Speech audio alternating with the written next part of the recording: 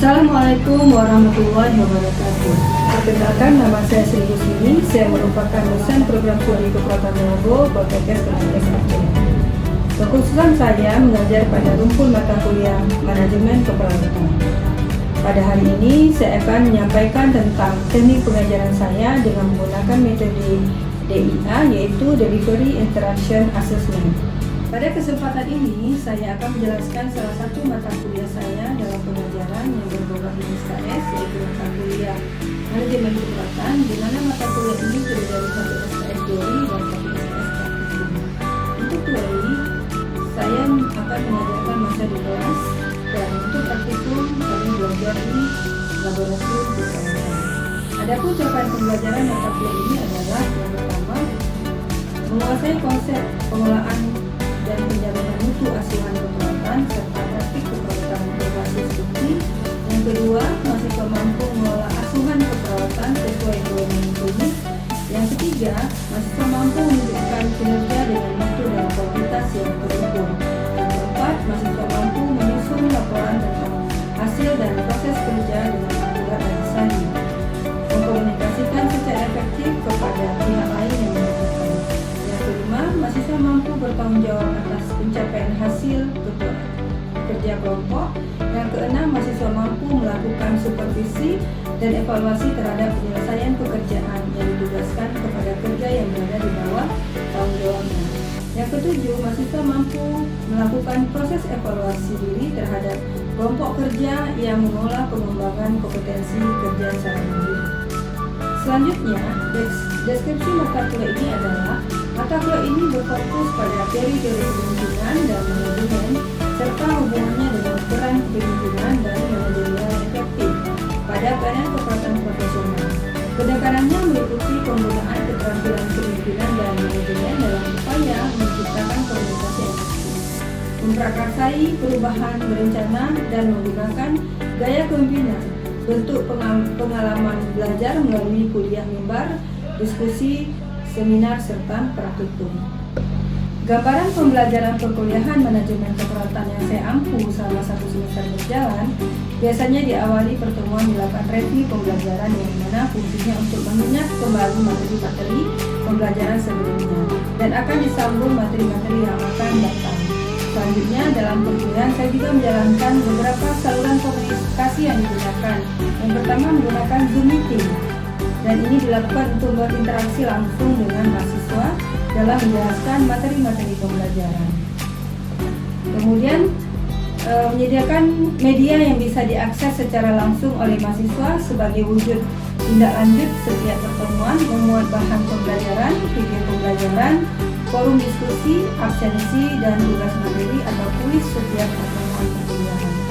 Saya juga menggunakan strategi pembelajaran dengan menggunakan metode case method dan collaborative learning dengan memberikan contoh kasus secara berkolaborasi terkait dengan manajemen keperawatan serta pemberian kuis yang dapat didiskusikan agar mahasiswa lebih semangat dan semakin termotivasi dalam pelajari materi pembelajaran.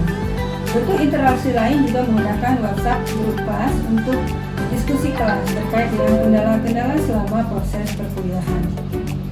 Pelaksanaan asesmen dalam pembelajaran manajemen keperawatan ini diawali pertemuan saya menjelaskan bobot penilaian dari mata kuliah ini, yaitu ujian akhir semester 45%, ujian tengah semester 35%, tugas 20% dengan total bobot 100%. Selanjutnya, saya akan menampilkan proses pengajaran yang akan saya lakukan pada mata kuliah manajemen keperawatan. Terima kasih, selamat menyaksikan. Assalamualaikum warahmatullahi wabarakatuh. Waalaikumsalam warahmatullahi wabarakatuh. Waalaikumsalam warahmatullahi wabarakatuh. Hari ini kita masuk dengan mata kuliah manajemen keperawatan. Seperti di pertemuan sebelumnya, Ibu sudah menyampaikan dengan membuat program bahwa manajemen keperawatan ini ada 2 SKS, satu SKS teori dan satu SKS praktikum. Untuk materi pertama kita hari ini adalah terkait dengan konsep dasar di manajemen keperawatan. Nah, sebelum kita masuk materi, mungkin Ibu mau ada yang bisa menyampaikan kalau lihat dari gambar ini, kira-kira apa yang tergambar? ada mahasiswa. Gambar di atas ada meja, ada yang berdiri dan ada beberapa yang duduk di meja. Kira-kira apa yang tergambar? Diskusi. Ada lagi? Bekerja sama. Sedang melakukan kerja sama. Oke. Nah, kira-kira yang berdiri itu siapa? Ketuanya, pemandu, dosen, apa lagi? Hah? Belum tergambar. Oke, kita masuk ke gambar berikutnya. Nah, kalau kita lihat gambar ini, apa yang terbayang oleh mahasiswa? Yang besar itu pemimpin. Yang besar itu pemimpin. Yang di bawahnya Jadi, ikut apa yang Oke, berarti yang baju merah yang besar itu adalah seorang Pemimpin. Sedangkan yang di bawah ini adalah anggotanya yang sedang mengikuti kegiatan. Nah, kalau kita lihat itu pemimpin, berarti gambar sebelumnya ini apa? Pemimpin juga, ya. Tapi ini adalah kegiatannya. Kegiatan itu berarti manajemennya, ya, manajemennya. Kalau begitu berarti orangnya, kerjanya adalah manajemennya. Oke, ya. Maka hari ini kita akan membahas tentang konsep kepemimpinan dan manajemen dalam keperawatan. Itu yang kita bahas di sini. Nah, apa itu definisi kepemimpinan? Menurut Usulan 1995 menyatakan bahwa kepemimpinan adalah suatu proses yang mempengaruhi aktivitas. Jadi, di kepemimpinan itu bagaimana seorang pemimpin bisa mempengaruhi bawahannya. Kegiatannya apa? Adalah suatu aktivitas.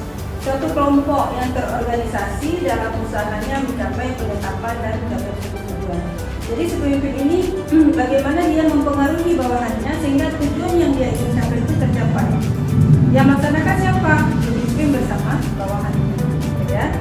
Nah, menurut Georgie itu kepemimpinan adalah kegiatan untuk mempengaruhi orang lain. Jadi kalau orang yang sudah bisa mempengaruhi orang lain itu sudah punya bakat pemimpin. Dia bisa mengajak orang untuk melakukan kegiatan untuk mencapai suatu tujuan, ya. Sedangkan kepemimpinan secara umum merupakan penggunaan keterampilan seseorang dalam mempengaruhi orang lain. Jadi keywordnya adalah bagaimana mempengaruhi orang lain untuk melaksanakan sesuatu dengan sebaik-baiknya sesuai dengan kemampuan. Dan ini menurut si Sultan. Sedangkan yang kita bisa simpulkan kepemimpinan adalah kepemimpinan seperti kita simpulkan di pakat tadi, maka kepemimpinan dipandang sebagai suatu proses interaksi.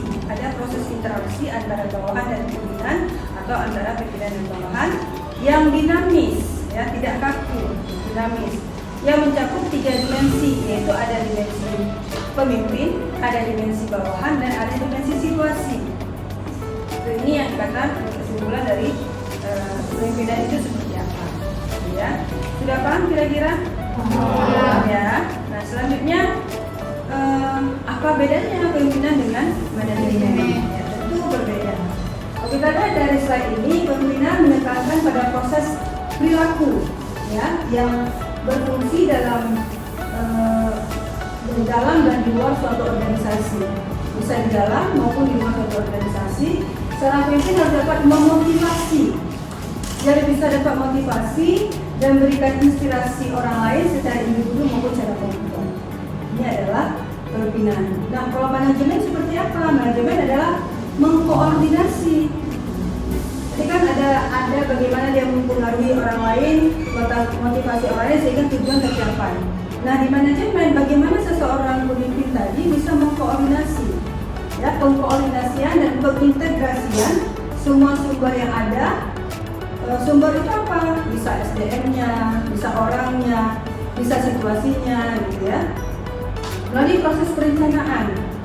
Di manajemen ada proses perencanaan, ada proses pengorganisasian, ada proses pengarahan dan pengawasan dalam mencapai suatu tujuan. Jadi setiap pemimpin dia punya bisa memanajemen dengan 4 kegiatan ini, 4 proses ini. Dia buat dulu bagaimana sih perencanaannya sampai bagaimana dia melakukan pengawasan. Pengawasan ini sama seperti melakukan evaluasi, ya. di kepemimpinan itu punya gaya, ya, bukan di pelajaran fisika aja ya ada gaya ya. Nah, di kepemimpinan punya gaya. Gaya kepemimpinan pada dasarnya mengandung sebenarnya sebagai suatu perwujudan tingkah laku dari seorang pemimpin yang menyangkut kemampuan dalam memimpin. Jadi punya gaya, dia mau gaya sudah punya bakat gaya kepemimpinan seperti apa, ya. Nah, gaya kepemimpinan itu pada umumnya ada 4. Ada demokrasi, ada otoriter, kemudian partisipasi, dan bebas linda atau laissez-faire. Nanti kita bahas satu-satu bagaimana gaya kepemimpinan demokrasi dan sampai dengan bebas linda, ya. Jadi setiap pemimpin kan bisa lihat, oh ini bisa kalau di HMPS berarti yang ketua hima, oh ketua hima ternyata begini gaya kepemimpinannya, ya. Kita yang bisa menilai. Gaya kepemimpinan demokrasi adalah orang-orang yang dipimpinnya sebagai subjek. Orang-orang yang dipimpinnya, anggota itu sebagai subjek, ya. Kemudian usaha untuk memanfaatkan kemampuan setiap orang ada dalam organisasi untuk berpartisipasi dalam setiap kegiatan. Nah, kata kunci di demokrasi ini adalah pengambil keputusan secara etika, diskusi dan musyawarah. Ya, berusaha mengutamakan kerjasama. Jadi dalam mengambil satu keputusannya diskusi. Ya, ambil minta pendapat si A, pendapat si B sehingga ada satu kesimpulan untuk membuat satu keputusan. Berbeda dengan gaya kepemimpinan otoriter. Otoriter ini menempatkan kekuasaan di tangan satu orang atau sekelompok kecil. Jadi satu orang itu siapa? Bisa aja pemimpinnya. Jadi tidak minta pendapat siapapun, walaupun ada diskusi, tapi tetap keputusan jaga keputusan pemimpin, bukan keputusan dari kelompok. Kemudian pemimpin bertindak sebagai penguasa tunggal, ya, sebagai penguasa tunggal. Kedudukan bawahan semata-mata sebagai pelaksana keputusan saja. Jadi keputusan sudah diambil, yang melaksanakan adalah bawahannya. Kalau tadi demokrasi kan keputusan diambil berdasarkan diskusi, mana suara terbanyak, mana yang sesuai, maka itulah keputusan yang akan dilaksanakan oleh bawahan. Kalau otoriter adalah keputusan keputusan tunggal dari pemimpin. Kita sebagai anggotanya hanya semata-mata sebagai pelaksana keputusan, perintah dan bahkan kehendak pemimpin. Itu bedanya. Ya, satu hal yang jauh berbeda ya antara demokrasi dengan otoriter. Sedangkan gaya kepemimpinan bebas kendali atau bebas tindak atau laissez-faire ini adalah kebalikan dari tipe gaya kepemimpinan otoriter. Kebalikan dari otoriter.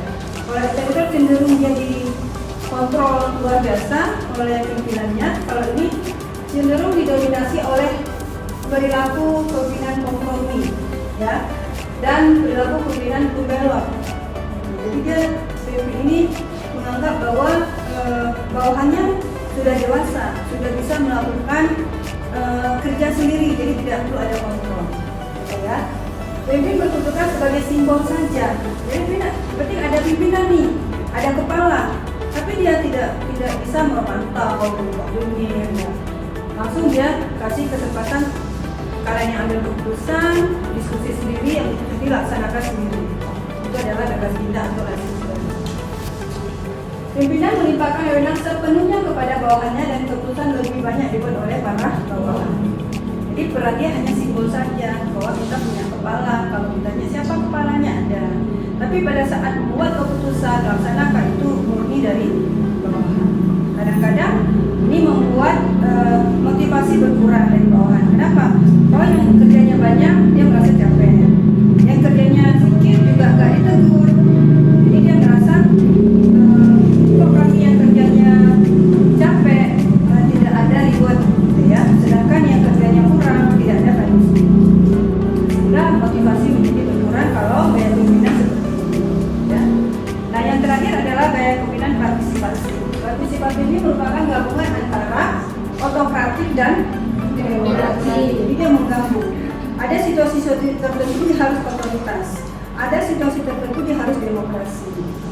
Nah, pemimpin menyampaikan hasil analisa masalah dan mengusulkan tindakannya. Dia menyampaikan hasil analisa masalahnya dan setelah diminta saran, kritik serta mempertimbangkan respon staf terhadap usulannya. Tapi keputusan akhir adalah oleh kelompok. Dia hanya situasional saja menggunakan otoriter. Pertanyaannya, manakah gaya pemimpinan yang bagus? Tidak ada satupun gaya pemimpinan yang tidak bagus.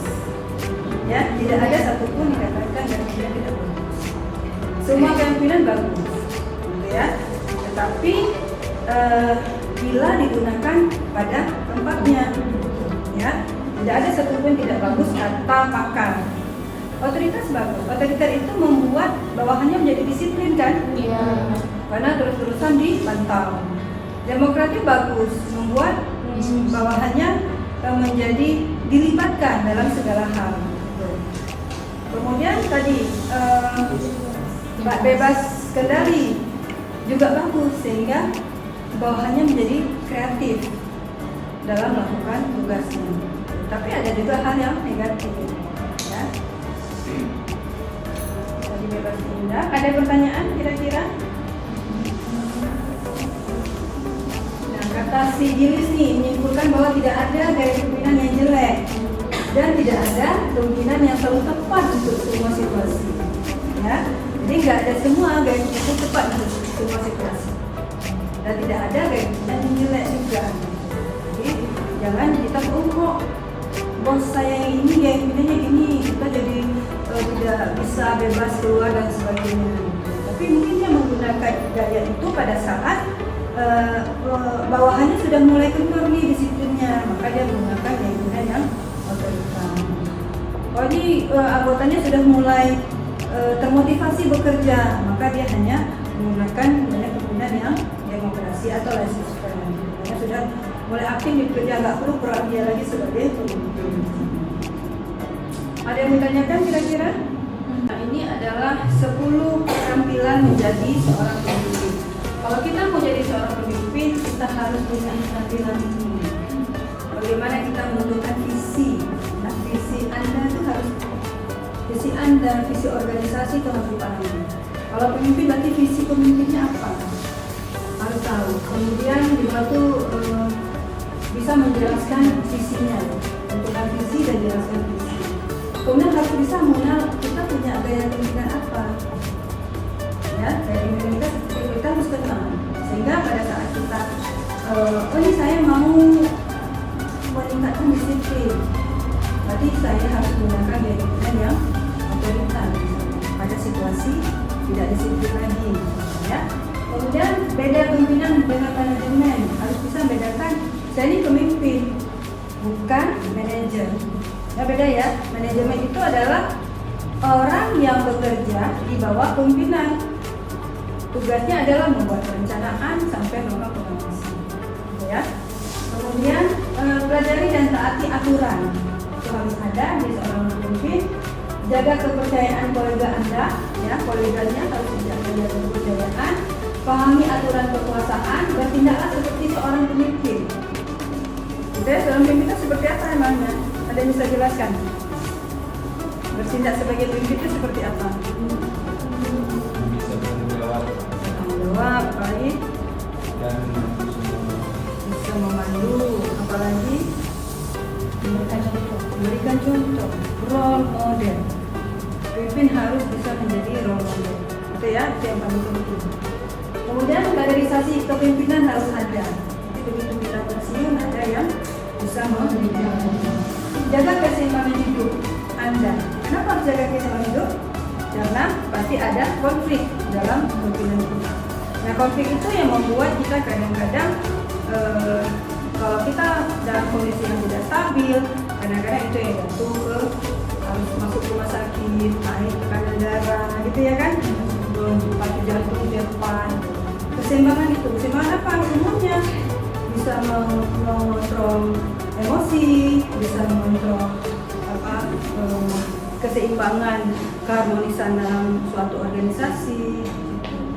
Jadi kok emosi yang kita selalu tampilkan takutnya menjadi tidak seimbang hidupnya, gitu ya. Oke, ada yang ditanyakan lagi, silakan. Ya, silakan saudara. Dari izin bertanya, misalnya kayak gini Bu, kan kita nih udah jadi seorang pemimpin nih Bu, tapi ada bawahan kita tuh yang tidak suka dengan kita Bu, tuh sikap kita tuh harus bagaimana dengan bawahan kita? Oke, bagus sekali ya pertanyaannya. Ada yang bisa kira-kira menjawab? Kalau ada bawahan kita tidak suka dengan kita, gitu ya, bagaimana cara kita menyikapinya lah ya, menyikapi dari bawahan kita seperti itu. Ada kira-kira yang bisa menjawab? Yuk. Yang pernah jadi konting mungkin, kan ada tuh anggotanya yang ya tidak mendukung visi misi di kelas misalnya, kan itu kan salah satu dari tidak mendukung, berarti tidak suka dengan kita. Ada kira-kira yang bisa bantu menjelaskan? Oke, kalau tidak ada, kalau ketemu situasi bawahan yang tidak suka dengan kita, kita jangan jangan langsung panisme dia, berikan panisme bahwa dia harus kita kucilkan, gitu ya. Atau dia tidak usah kita gunakan dalam hal semua kegiatan, gitu. Itu nggak boleh. Tapi ada tahapan-tahapannya. Kita kasih dulu teguran lisan, kita panggil kenapa begini, kemudian kita kasih dulu teguran lisan, tulisan, kemudian kita libatkan dia dalam kegiatan, sehingga dengan kita libatkan dia merasa, oh saya rupanya walaupun saya tidak suka dengan pemimpin yang ini, tapi saya dilibatkan, gitu. Ada kegiatan dilibatkan, sehingga membuat dia merasa, oh saya ternyata dibutuhkan, sehingga pelan-pelan terjadi perubahan perilaku dari bawahan kita. Tapi jangan kita langsung just, kita pikirkan aja, nggak boleh. Tapi bagaimana dia bisa terlibat dalam suatu kegiatan. Ya, kita kasih kesempatan untuk terlibat dalam kegiatan-kegiatan yang sudah kita susun. Itu ya Dara. Ada lagi? Ada lagi kira-kira?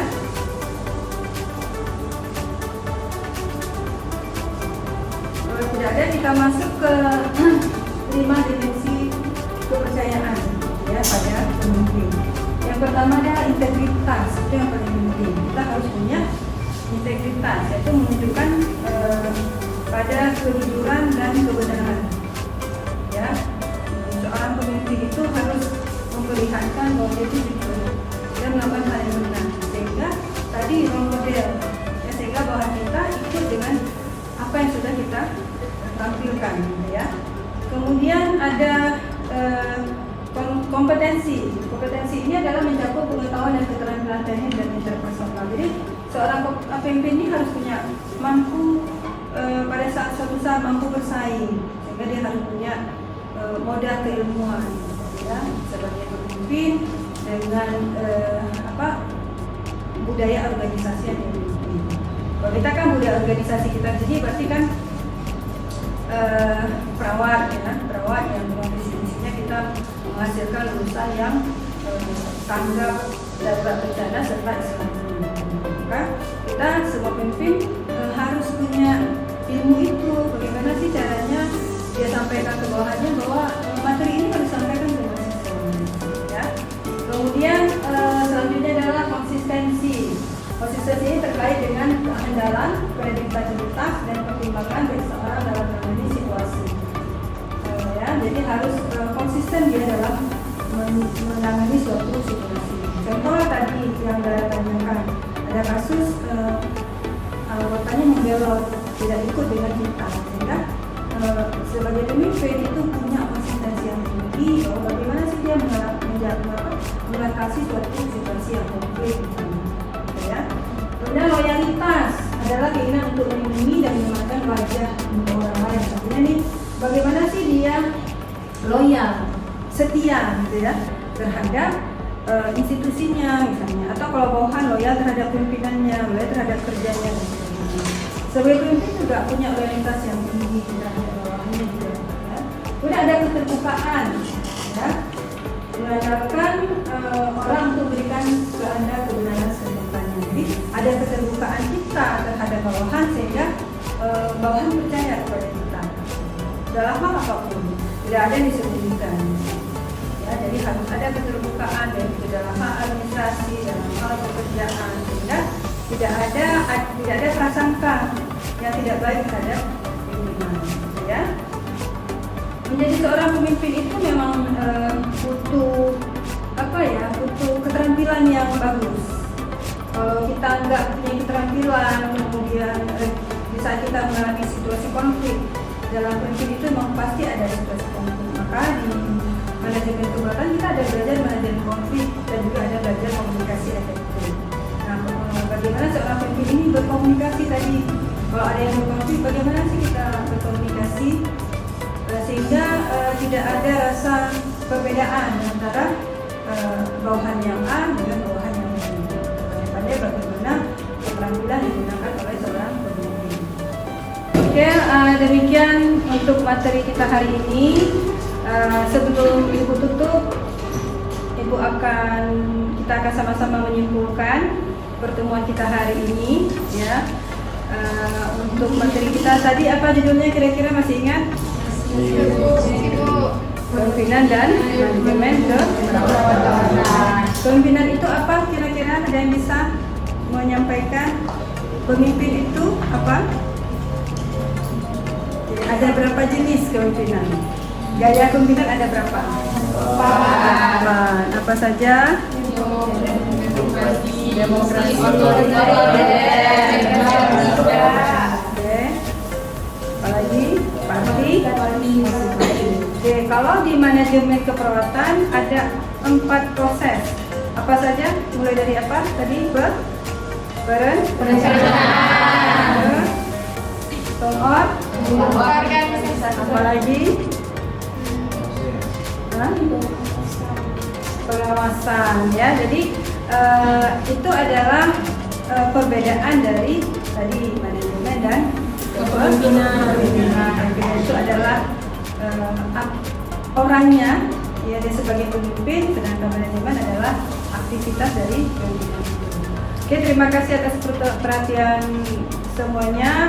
Nanti materi selanjutnya kita akan belajar tentang metode asuhan keperawatan, ya, pada manajemen keperawatan. Boleh dibuka dulu referensinya. Jadi sebelum kita masuk, mungkin masih sudah sedikit memahami apa itu model asuhan keperawatan pada manajemen keperawatan, sehingga akan mudah pada saat Ibu mentransfer materinya sudah mulai nyambung karena sudah ada sedikit yang dibaca-baca. Oke, terima kasih. Assalamualaikum warahmatullahi wabarakatuh. Demikian penyampaian PDD UKT-PT atau pernyataan diri dosen dalam bidang pengajaran. Terima kasih. Assalamualaikum warahmatullahi wabarakatuh.